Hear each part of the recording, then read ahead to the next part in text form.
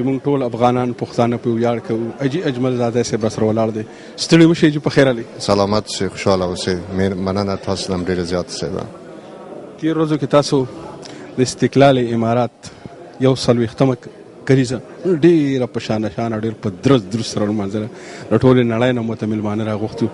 دغه چې کوم احساس و، داسې کومه جذبه وه چې دې ته یې راوپارولې دې کار ته او دا کار دې وکړه، او دا چې دا په دغه ځای دا خبره خو ودرېږي نه چې یو خپرونه دې راجوړه کړه، یو غونډه دې راجوړه کړه او بیا به چې د ښه په ارامه په سا کښېني، دا ملګري به دغسې متحرک ساتي.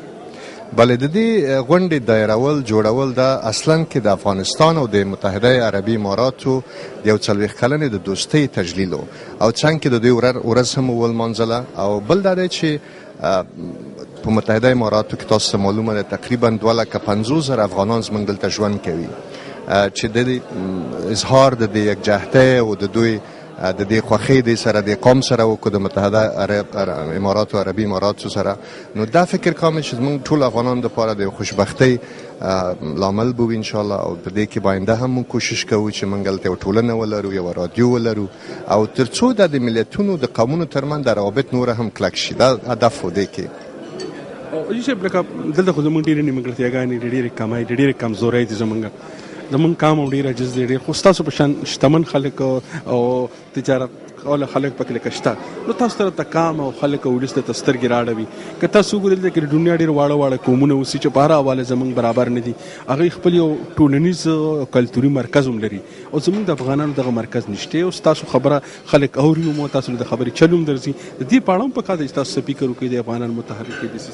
حتما یگانه علت چې دا ده چې موږ غوښتل چې د ملتونو ترمنځ د متحده عربي اماراتو او د افغانانو ترمنځ د روابط نور هم پیاوړي شي، نور هم سره مضبوط شي. یگانه دا علت چې موږ تر څو د دې ولس او د دې قوم او د دولت موږ مطمئن کو چې افغانان ښه خلک دي، صلح دوسته خلک دي، او موږ دغه بعضې ضرورتونه چې زموږ دي موږ غواړو دا د دې حکومت په مخ کې او د مشرانو په مخ کې موږ کېږدو، تر څو چې ان شاء الله دغه آینده کې به موږ داسې یو زمینه مساعده کړو چې موږ یو ټولنه ولرو، یو دفتر ولرو، تر څو چې ډېر ورونو دلته مشکلات دي د هغوی سره موږ مرسته وکړو، مدد ورسره وکړو، او بل د دې نه موږ افغانستان ته هم مرستې وکړو.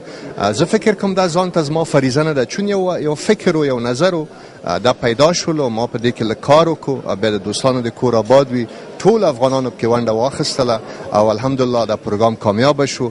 او ان شاء الله موږ خپل دولت هم هڅوو چې هغوی هم په دې کې موږ سره لږ مرسته وکړي، لږ نه چې ډېرې مرستې وکړي. او موږ دا خبره څو ځلې کړې چې موږ رئیس صاحب دولت باید راشي عربي هیوادونو ته، خصوصا متحده عربي اماراتو ته راشي، د دې مشرانو سره کینی، او تر څو پورې چې د افغانستان او د اماراتو دغه دوستي وروري نور هم مضبوطه او کلکه شي. تاسو خو څنګه چې وایي چې لکه دلته کې چې تاسو د دغه خپرونې په حواله به خلکو څخه لاړئ، افغانانو پښتنو څخه به لاړئ، نو ته ستړی کړې او که نه مرسته او تعاون دا الحمدلله تاسو باور وکړئ چې دغه ټول ورونو ته چې زه دلته راغلم قومونو ولسونو سره کېناستم، ما ته ډېره زیاته حوصله راکړه. حتی ټولو ورونو او افغانانو چې ما ورسره مسله ورسره بحث کړې ده، حتی دوی ما ته د مادي کومکونو ژمنې هم وکړې، او دا فکر کوم یو نوی زیری و چې زموږ په دې مسافر ورونو باندې وشولو چې دغسې یو غونډه جوړه شي، تر څو چې د دې پایلې انشاءالله په آینده کې مثبت وي، او د دې نه موږ ډېره ګټه واخلو په آینده کې د ټولو افغانانو لپاره. تاسو خو د افغانستان کې د قومونو مشر ومئ، ټول خلک درته سترګې راړئ، د خلکو ورته سترګې دي د قوم، څنګه کولی شو دا قومونه خپل راپاسو په افغانستان کې د امن او د کرارۍ لپاره کار وکړي؟ ګورې افغانستان یو قومي هیواد دی او په دې باندې ټولې دنیا ته تسلیم کړی دی.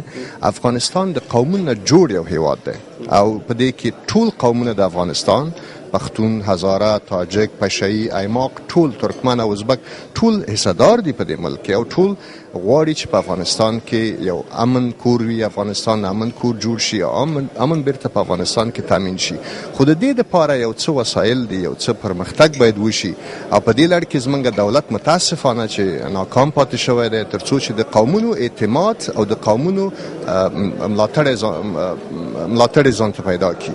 متاسفانه اوسه پورې په دې لړ کې مثبت کار نه دی شوی. ګورئ زه به تاسو یو مثال درکړم. په افغانستان کې موږ دیموکراسي په 2004 کال کې موږ په ورین تندي باندې ومنله چې دیموکراسي یو ښه نظام دی، یو ښه سیستم دی.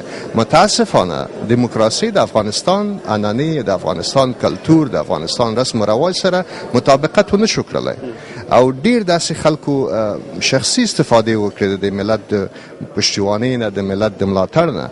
نو همیشه که تاسو د افغانستان تاریخ مطالعه کوئ، په افغانستان کې قومونو وطن جوړ کړی دی.